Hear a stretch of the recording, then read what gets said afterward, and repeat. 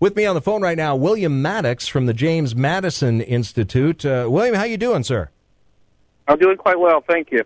Now, you have been with the James Madison Institute for a number of years, and education seems to be your forte. I do spend a lot of time working on education issues, both from looking at content questions as well as the form and structure of education. And you've got a piece, a policy brief, expanding students' learning options, which people can see at the jamesmadison.org website. Kind of go over it with us. We have been talking for the last few weeks on education, as last week was School Choice Week here in the state of Florida. Yeah, we released a report last week for that very reason, because the report primarily focuses on the need to expand learning options in our state.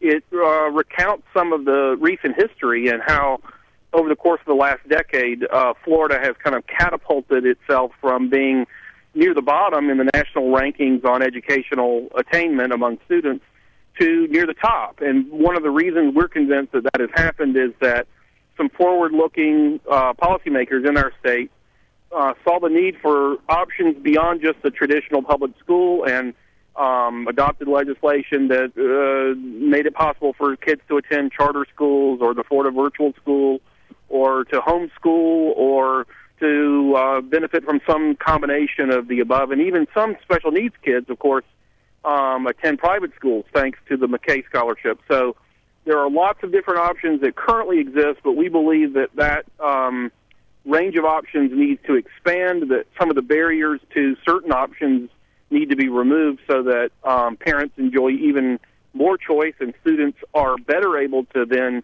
match a education plan with their own particular needs and interests and learning styles. Because in the 21st century, with all of the digital technology that exists, we ought to be able to customize and tailor education increasingly to the unique interests and needs of the child rather than providing a one-size-fits-all education for everyone. Agreed. And what are some of the barriers that parents are facing these days?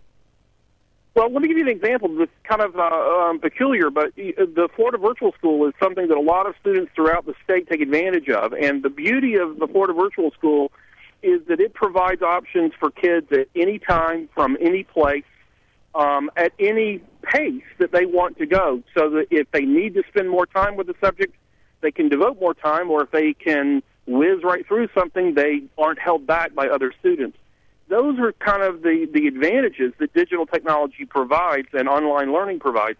Unfortunately, in looking at the rise of digital education, some local public school districts have said, oh my goodness, we are potentially going to lose students from our classrooms to the digital classroom.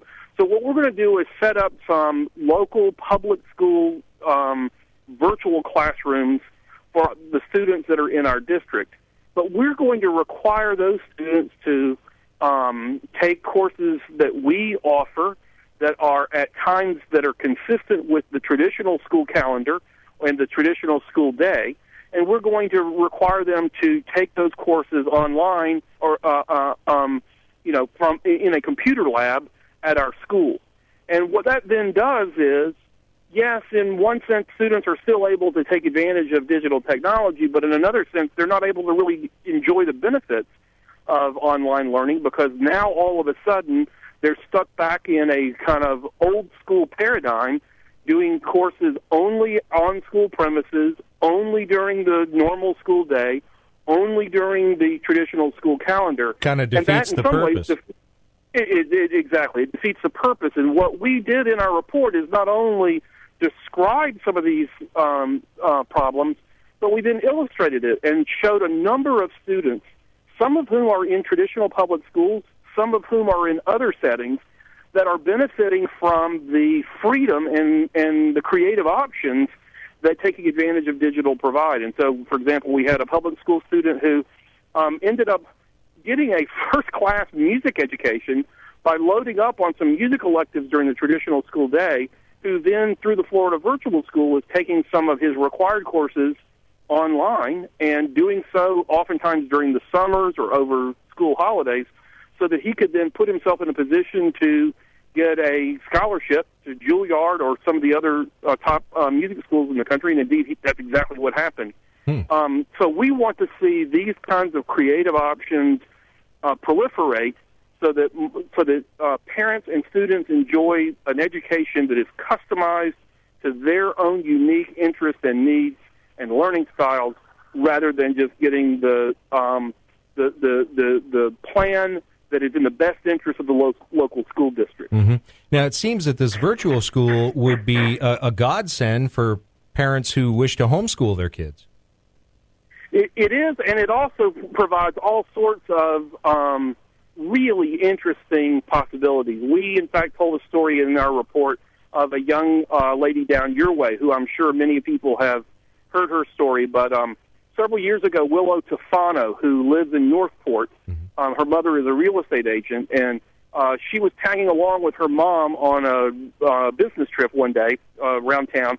Her mom was dealing with a foreclosure, and in the course of her meeting, the man who was in charge of disposing of the belongings that had been left behind mentioned that he was just going to throw them away. And Willow, who was then 12, pipes up and says, "Look, would you mind if I took those items?" And he was agreeable. And so she went and took a lot of those belongings and posted notices on Craigslist and began selling these used goods. Over time, realized that there was a market for all kinds of used goods, so she started dumpster diving and going out on trash days and others to collect things that she thought had resale value. In an 18-month period, she earned and saved $6,000 from her small used goods business, and then overheard her mother one day talking about a home in Port Charlotte that had been at the height of the market valued at $100,000 that was now going to be sold in a short sale. And Willow, then 14, announces, "I'd like to buy that house." And her mother agrees to match her $6,000. They go to the bank, they buy the house, and she's now a homeowner at the age of 15 who has some tenants nearly twice her age paying her $700 a month in rent for that home. That's now, awesome. What does all this have to do with digital learning and home education? One of the things that Willow said when we interviewed her, which was really interesting, is she said, if it weren't for the Florida Virtual School, I'd never be able to do this, because part of the secret to my being able to find used goods that have resale value is being free during the early morning on days when it's trash days to go out and scout for stuff. Yeah. And were I going to school at the normal hours in the normal way, I'd never be able to do that. So in a strange sort of way, the Florida Virtual School and the freedom that it gave to her from a scheduling standpoint facilitated the birth of her very successful business. And it serves to illustrate something else that I think is really important for us as we think about economic development in the years ahead, and how do we kind of cope with the new normal. And that is, more and more, I think we're going to need to help cultivate in young people an ability to make their own job rather than to simply find one that someone else has created. And oftentimes what we see is that when students have, like Willow, enjoy the opportunity to think differently about education and not simply see education as something that happens between the hours of 8 and 3 in a brick-and-mortar school, but that it actually can occur in all sorts of other ways outside that paradigm. When they begin to have that sort of mentality, it then becomes easier for them to see economic opportunities, the way Willow did, where others might see none. So we think that there is a link between the creative educational opportunities that she was taking advantage of and the creative business that she then developed and is now profiting from. Common Core. Ever since Michelle Rhee was palling up to Governor Scott on Common Core, I was very suspicious about it from the beginning, and it seems the more and more I read about it, I'm becoming a complete opponent of Common Core. What are your thoughts on this? Well, it's a tough thing, because when you look at Florida's success over the last decade, I think really there are two big reasons. One is this proliferation of choice that we think needs to expand. But the other thing, and this is not a small thing, is that Florida policymakers set high standards and said, look, we're going to raise our game, and we're going to measure success, and we're going to hold people accountable. And it's that sort of impetus that is behind the Common Core movement. Now, having said that, there are many people who are, including ourselves, who are skeptical about national programs, national testing, national curriculums, because we think that it could very easily set us back and put us on a path toward having, in some ways, some of the things about one-size-fits-all schooling that we don't like. So that is certainly a cautionary note. And we, at the same time, do appreciate ideas that percolate up from the states rather than are imposed from Washington. And I would say that in one sense, Common Core has that percolating up sort of dynamic, but in another sense, and this is probably the most worrisome thing about it to us, is that you have the imposition of President Obama's Department of Education saying, okay, unless you do certain things that we want you to do in the Common Core, we are not going to offer these sorts of funds or other things of that nature. And so they have, in some ways, sought to use the heavy hand of Washington to manipulate states and to penalize states that want to go in their own direction. And that, to me, is probably the greatest thing that people ought to be concerned about when it comes to Common Core. Well, that in my opinion, it just makes it so much easier for the Department of Education, teachers, unions, et al. To manipulate the curriculum. No, you're absolutely right. And the thing that we need to recognize in that is that not only does that go against the notion of local control and of parental involvement, because now you've got too many decisions being made in Washington and too few by people in their own communities and in their own household. But the other problem that you get is that you begin to take away, oftentimes inadvertently, but nevertheless take away the significant distinctives that make homeschooling or private schooling or charter schooling or other sorts of innovations successful. I mean, by nature, those sorts of options are typically doing schooling in a way that is different from the traditional public school. And yet, if what happens is you have all schools being measured by the same instruments, held to the exact same standards, you will invariably make it more difficult for private homeschools, charter schools, others, to play ball, because they have sought appropriately to do things differently because they have a particular student in mind or a particular type of student in mind, and the secret to their success is that they are doing it differently, and that what they're doing is working with that population in a way that the traditional curriculum in the traditional public school is not working. I know that you've evaluated Florida's Bright Futures scholarships, and how do you see that going? It seems as if students are getting less and less money from these scholarships. Yeah, there has been, I think, a recognition in recent years that the Bright Futures scholarships, the cost there is potentially unsustainable, and that something needs to be done to rein in the cost so that the scholarship program can continue.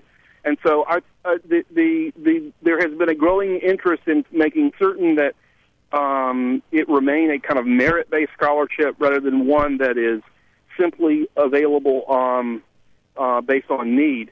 But I think in many respects that topic or that issue is really part of a larger discussion about higher ed affordability and some of the problems that we're seeing in runaway costs at the higher ed level.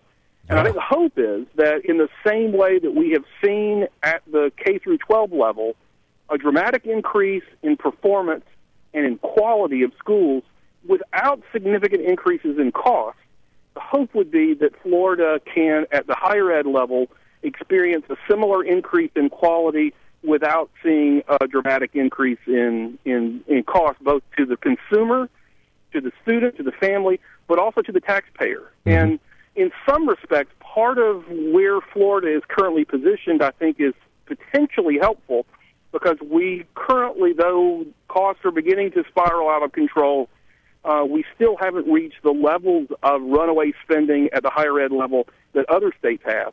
And so we are better positioned to be at the top of those bang-for-buck rate rankings that you'll often see various ranking systems do when it comes to higher ed. But we've got to be careful there, and we've got to create incentives for people to shop for quality and value rather than to have them simply in a position where, people don't have skin in the game and aren't then cost-conscious when it comes to these sorts of questions. Governor Scott came up with a challenge to state colleges here in Florida to develop a program, a $10,000 degree. Do you think that's going to be achievable anytime soon? Yeah, I mean, this is part of that interest, and I applaud the governor on this on this initiative from this standpoint. That what he is saying is that, hey, we're beginning to see college beyond the reach of many families because of its cost, and we don't want that to happen, and we think it is possible for a good quality education to be had for less cost. And that's, I think, the challenge that he's put before people, and we applaud that. The one thing that I'll say is, obviously, no one wants to see quality suffer.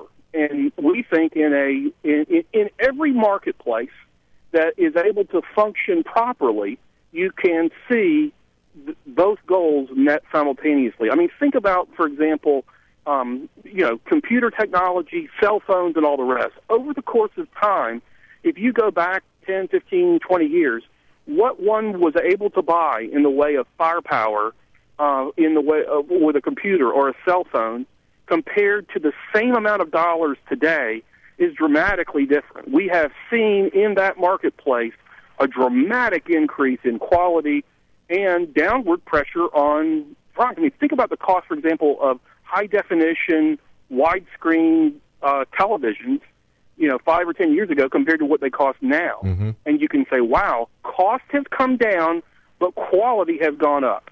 That's exactly what we want to see happen with K-12 education and with higher education. Well, in regards to what the governor is saying is, let's put downward pressure on price. He's absolutely right. Yeah. All we would add is, let's be sure that we don't sacrifice quality at the same time. And I'm sure he wouldn't disagree with that. Sure. You just got me thinking on that. I don't know if you have this information or not, but I mean, like what you were saying, old cell phones used to cost a lot. You could barely make a call. Now, a couple $100, you can have an iPhone with computer access and everything else. Why hasn't that been the same case in college? Nationally, we've seen the cost of college just go up exponentially in the last 20 or 30 years, and yet, I don't know, by all appearances, the quality isn't there.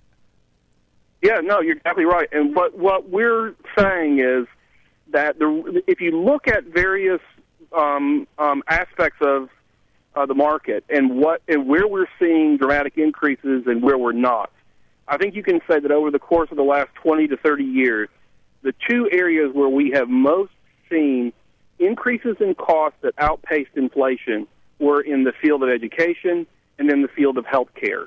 And both of those fields share a common quality that you don't see when it comes to things like cell phones or computers or high-definition televisions. And that's this. When it comes to education and it comes to health care, you often have third parties that are paying much or, in some cases, all of the cost, which means that the consumer does not have the incentive to shop for a better deal, or in the case of K-12 education, until recently, hasn't even had the opportunity to enjoy making choices in the marketplace. What we believe will happen as you make healthcare and education more market-sensitive and more market-like is that you will then give incentives for consumers to benefit from the same sorts of things that they benefit from when they go to shop for a cell phone or a computer, and that is they know that if they can get the highest possible quality for the lowest possible price, they will then have more monies available to spend on other things.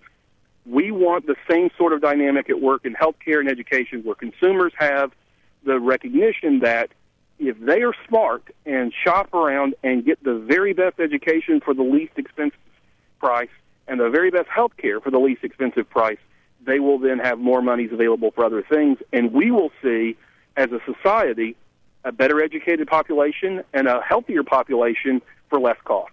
I agree with you wholeheartely, but the big cog in the wheel, I guess, is government right now, getting government out of the way of education and health care and allowing free market principles to work in those areas. Would you not agree? No, you're absolutely right. The biggest culprit in this, yes, is are often very well-intentioned government programs that are designed to help people, but end up inadvertently undermining the very sorts of things that everybody wants. Let me give you a little story about this that I think helps illustrate this well.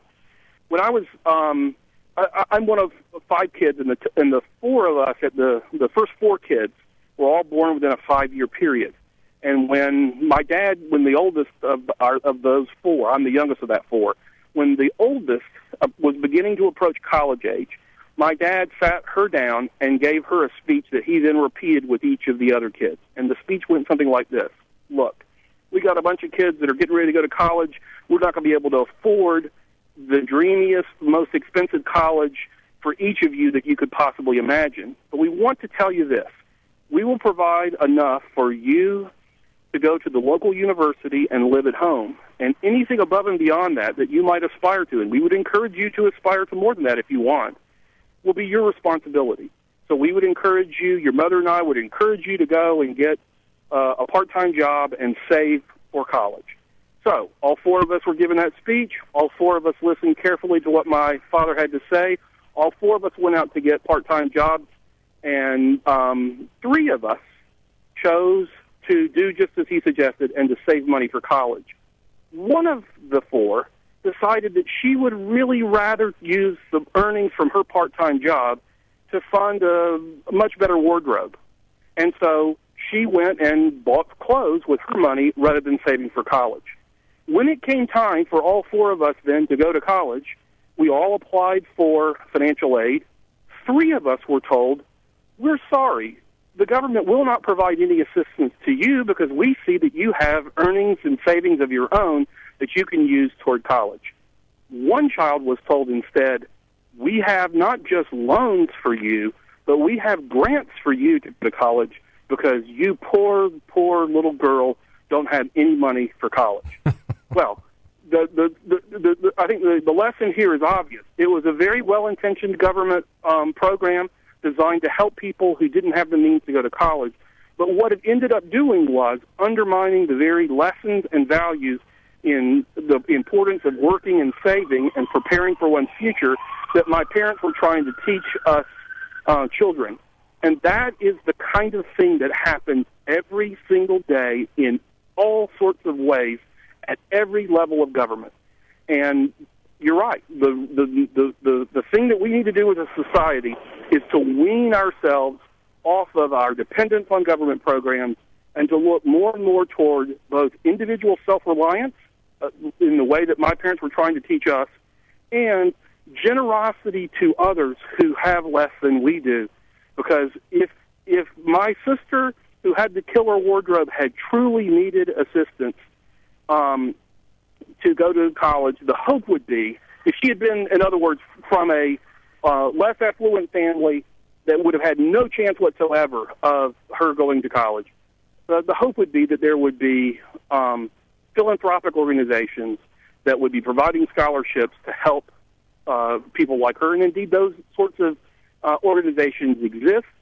We contribute to them every day. And our hope would be at the James Madison Institute that there would be a greater incentive for people to give freely to private, nonprofit, charitable organizations of that kind, rather than relying on the government through often entitlement programs caring for these needs. Because as you can see from the story that I just told, oftentimes these well-intentioned government programs end up having counterproductive effects. Yeah, like close to $1 trillion education loan bubble. Yeah. With that, and what a horrible thing that you've got a lot of students who are going to college thinking that this is going to be their ticket to a better life, who on the other side are coming out with often worthless degrees and loads of debt that they now have to pay back without jobs in their fields that can help them pay back. What we would instead rather see is a system of higher education funding that is more market sensitive, so that people's investments in their college education generate a much better return on that investment, and they don't find themselves in the predicament that many young people today do. Folks, we've been talking with William Mattox from the James Madison Institute. You can find out more about William and the James Madison Institute just by logging on jamesmadison.org. Mr. Mattox, I want to thank you very much for your time and look forward to speaking with you again in the future. Thank you very much. I really enjoyed it. Thank you. And we're going to take a quick break. We'll be right back on News Radio 1580 WCCF.